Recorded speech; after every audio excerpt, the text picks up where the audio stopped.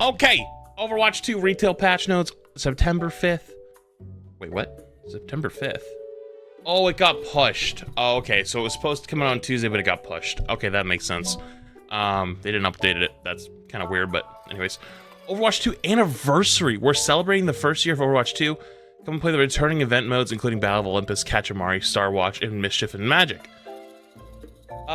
Small, tiny little thing. I don't like that we changed the anniversary from May to September/October for Overwatch 2 launch. Cool event, but, you know, I don't know. I'm old. You'll be able to take part in new challenges that reward Overwatch credits, and you will be spent on returning legendary skins from the in-game shop. Whoa, wait, what? You'll also be able to take part in challenges that reward Overwatch credits, which will be spent on returning legendary skins from the in-game shop. Overwatch 2 legendary skins or Overwatch 1 legendary skins? Because if it's Overwatch 2 skins that were in the shop that now you can buy with credits, that's actually pretty big. We'll have to see. But apparently it starts September 19th, so we won't see for about another 10 days. New game mode, Hero Mastery. Hero Mastery is a new single-player game mode that allows players to test their skills with individual heroes in custom courses. Push your expertise to the limits with high scores and dominate the leaderboards. Are you up to the challenge? Each hero can be played on 3 unique courses of increasing difficulty. Flex your skills and unlock up to 5 stars on each course. Hero Mastery courses are scored on various factors, including time, eliminations, heals, and escorts. I wonder what escorts mean, but okay. Maybe just like pushing the payload. Each hero will have individual stats that are tracked as well, plus collecting all the mastery emblems to show off your prowess. Hero Mastery is launching with a limited time event that includes exclusive rewards. Courses for Tracer, Reinhardt, and Mercy are now available, along with courses for Sojourn, Winston, and more premiering in the weeks ahead. Oh, it's only 3? Oh. Oh, okay. Alright. Ping system. Owned entities. Okay. Oh, patch notes. Junker Queen. Oh, no. Oh, too far. Junker Queen. Developer comments, this change rewards throwing accuracy with the jagged blade without directly affecting Junker Queen's self-healing. Impact damage increase from 50 to 65. That's a pretty significant buff. Yeah, knife axe is a one-hit kill, right? So if you knife somebody, start your axe, pull them in, you literally one-tap them. There's no more need for a melee or a follow-up shot. Whoa. Whoa. You know, I don't hate it. But the problem is, though, is all the damage is going up, up, up, up, up, up, up, up with everybody, you know? Like, we've talked about damage and healing creep, not support creep, not damage, not DPS creep, not tank creep. Just flatline number creep has gone up over time. And, like, this is another one, because, like, you gotta keep up, gotta keep up, gotta keep up, you know? So it's like, oh, no. All right, here it is. We all knew it was coming. Orisa. Oh, that's a bit... Oh, God, a Zarya... Oh, God. The fortified cooldown has been adjusted so that the effective uptime remains the same. However, Orisa is no longer incentivized to cancel the ability early to begin the cooldown immediately, which makes the interval between using the consistent... Wait, between uses consistent and more susceptible to counterplay. What? Cooldown begins when the ability is activated instead of when it ends. Cooldown increased from 12 to 16.5 seconds. Overhealth bonus decrease. Okay, so the actual nerf is right here. Overhealth bonus decreased from 125 to 100. And the cooldown starts at the beginning, so at the end. So why is the ability cancelable? Why even keep that? So, okay. I was like the only person on the planet, I think, when Overwatch 2 came out that complained that Orisa's Fortify could be canceled now because I kept doing it accidentally. So if you played Overwatch 1, you would have what we would call in the tank business sudden explodey syndrome, where if you just sometimes stood in the wrong spot without a ability up, you would just go poof and disappear. And so when you had Fortify coming up and it was like, what, 2 seconds, 1 second, and then like the Fortify's come back online, you would spam your shift key trying to have your Fortify. You're like, oh, come on, please, please, please, please, please, please. And so then you pop Fortify right when you get it. But then in Overwatch 2, you couldn't do that anymore because if you did that, you'd insta-cancel your Fortify. So I had to relearn how to not spam the button. But now there's no reason to have it even cancelable anymore. What's the point? Why is that a thing? So I guess small nerf, but I still think Orisa's more of a symptom of the problem that you don't even feel that. I feel like when you play Orisa, you don't even feel like you do much. You just stand there. You don't do anything. But like your survivability is what's so good about Orisa because all the tanks explode. Because there's so much damage and healing in the game right now. So I don't know. Whatever. Interesting change. Not a huge fan of it, but it's okay. Now what the hell is this? Zarya didn't need anything. Oh my god. Zarya often spends both barrier charges on herself and is usually more consistent for building energy. The change of projected barrier incentivizes using the barrier for her allies more often. Health increase from 200 to 225. Cooldown decrease from 10 to 8. And size increase. Oh, GG's. Oh, GG's. Oh, GG's. Oh, you don't know. You don't actually understand what this just enabled. You know what this brought back? This is Season 1 Bubble the Reaper in Zarya. Oh, no. Oh, no. No way. Oh, well, Zarya meta's definitely back. There's no way it's not. So, Season 1. Wait, we have Bastion too. Wait, holy f. Wait, unless Bastion got nerfs, I guess we can hold out. If Bastion got nerfs, then I guess it's not as bad. But if we have Reaper and Bastion being as strong as... Sorry, if we have Bastion as strong as he is, and Reaper Zarya synergy, that basically deletes Rhine and Winston, just gone out of the game. Orisa and Bastion kind of keep each other in check. That's why Orisa was so good. Zarya gets chewed through by Reaper Bastion. Junker Queen's gonna get run over by Reaper Bastion. Diva will probably be the... Ooh. Depending on the map, Diva might have to be the pick now. Ball is just fucked because Sombra. Sigma... Wow. Sigma, Diva are the only two options that I still see on the table at the moment. Sigma, Diva... August still dead. Maybe Doom. Diva, Sigma, Doom might be the only chances. Uh-oh. Okay, anyways, let's continue. DPS, damage, Ashe. Ashe has the longest reload time of all the heroes, balancing out the advantage of being able to shoot after partial reload. However, we were shortening it slightly to make the full reload from empty less punishing. Reload time reduced from 0.25 to 0.2.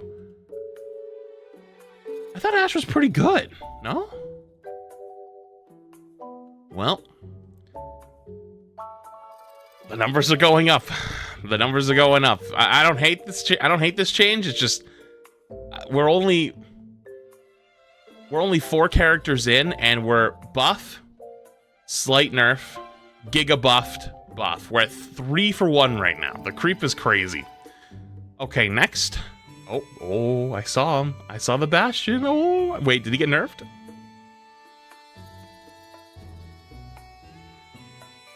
The A36 tactical grenade is now more reliable after having its projectile size increased recently, so it doesn't need to be quite as damaging. The change for configuration artillery is a bug fix that we intended for from what we was intended to the ultimate, and we'll monitor to see how it impacts Bastion's performance. Impact grenade damage decreased from 30 to 15. And artillery can no longer deal critical shots. Decent nerf, but not enough. Remember, Bastion got like 8 or 9 buffs last patch and 1 nerf. So, like, what made Bastion good wasn't his grenade. It's his tank form. So basically, his tank form, when he like swaps to blasty mode, he heals 50 armor. Plus gets the ironclad buff, so he takes less damage. So I think Bastion's still pretty strong. Oh Jesus! Oh Jesus! What is that? What is? Uh-oh. If you ever saw my tier list video, please tell me we didn't. Oh, please tell me we didn't. Oh no. May is still underperforming after her last set of changes. So we are increasing the effectiveness of primary fire and improving the quality of deep chill. Endothermic blaster damage increased from 65 to 70 per second. Duration before slow falls off between fire and fire increased from 0.5 to 0.6. And bonus damage can now be triggered with May's quick melee for deep chill. Character... Okay. I feel like we had to have this discussion with the old Overwatch 1 balance team. And like, I feel like we need to have this conversation again at some point. Guys, when a character isn't being played a lot, that doesn't mean they are bad. Sometimes the meta just doesn't fit them. So we're currently in what we would call a poke meta. Poke meta means range damage, standoff, you try to stay far away, and you look for picks. So things like Mercy's okay, Zen is okay, Ana, Kyrian, and Bap all end up being really good. Range tanks kind of like Orisa slash Sigma end up being pretty good. Hits like further away DPS characters. You know, like you're basically trying to keep people at arm's length. Brawl slash rush is when you play like run in at the enemy team with like a Lucio comp. That's where May's good, right? So May just doesn't fit this meta. That doesn't mean she's bad. So now, like, originally May's left click her freeze used to do 100 damage per second and no slowing. Now it does 70 damage per second and it slows you a ton. So again, we've kind of come back around. And now we have like close to old left click damage because now you just melee and you get the bonus. So it's like basically the same and slow. So it's like kind of the same thing, right?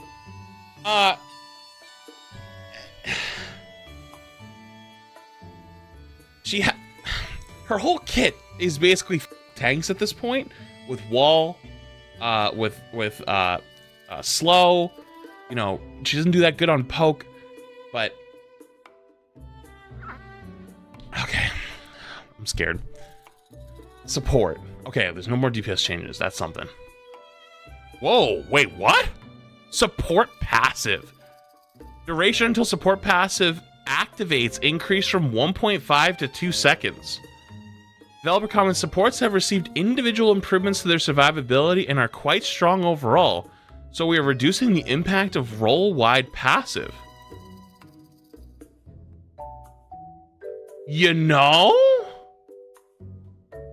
That's a good change, actually. This was kind of needed going into Overwatch 2. But now everybody kind of has stuff. Bap got buffs to his self-heal. Ana Nade's still okay. Kiri Cleanse got buffed when cleansing effects, so it does more healing. Lifeweaver's self-heal got a buff. Mercy, I think, is the only one that didn't get a buff with it, but like, to be honest, like, she already had Angelic Blessing, like she already had the passive since Overwatch 1, so it's kind of the same. Moira has her own orb. What else? I'm trying to think. I'm blanking. Zen already has the shield regen, so he had the shield regen plus the passive.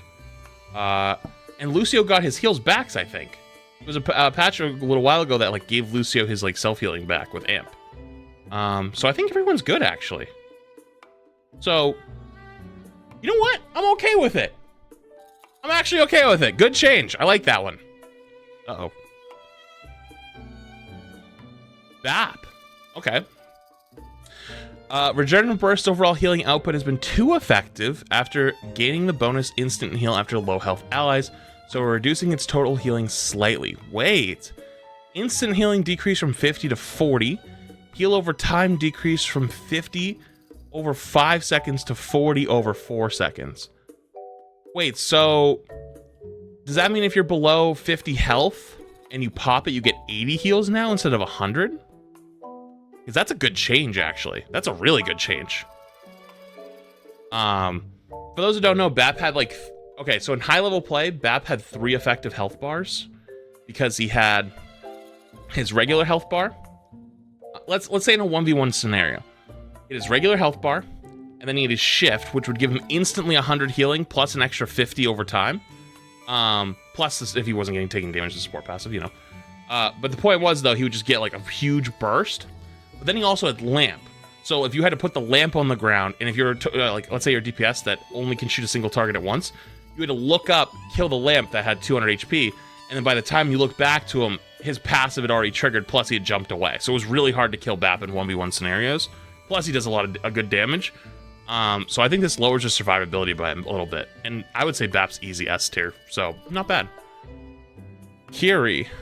Oh, this gonna make people mad, I think. Whenever people touch Kiriko, people get really mad. Oh, okay. You know what? This is actually not bad. The protection season no longer knocks back enemy heroes. That was a previous change.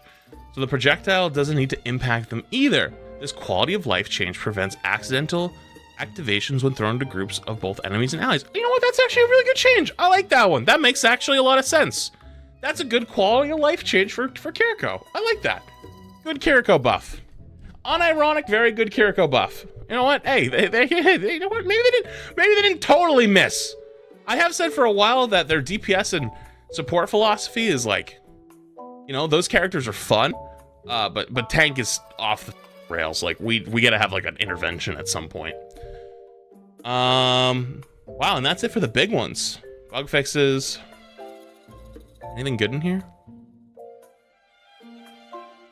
Mass fixes bugging the environment with the final point that sometimes showed Maze Blizzard to go through the environment. Didn't see that. Become stuck in. Oh, co-op missions. Fix a bug where it could occur after the artillery lands that result in your camera looking at the sky after regaining control of your camera. What?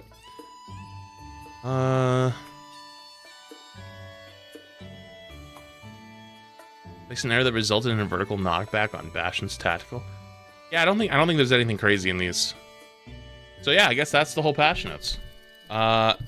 Not as much as I expected. But yeah, tank players suffering, hardcore suffering, and you know, this is gonna be my spicy scalding prediction take. Is tank is the new support of Overwatch. Have you noticed that all the abilities are like basically helping other people, you know, do things? Like support used to be about like supporting the team. Now it's so much more about like doing damage and like killing things while also healing. Tank is becoming much more like a, you do everything, you like set everybody else up for plays, you know? And this right here is basically, I think, gonna be just like the turn off your brain, bubble your Reaper into the enemy team, and they kill people strat. So, good luck on that one.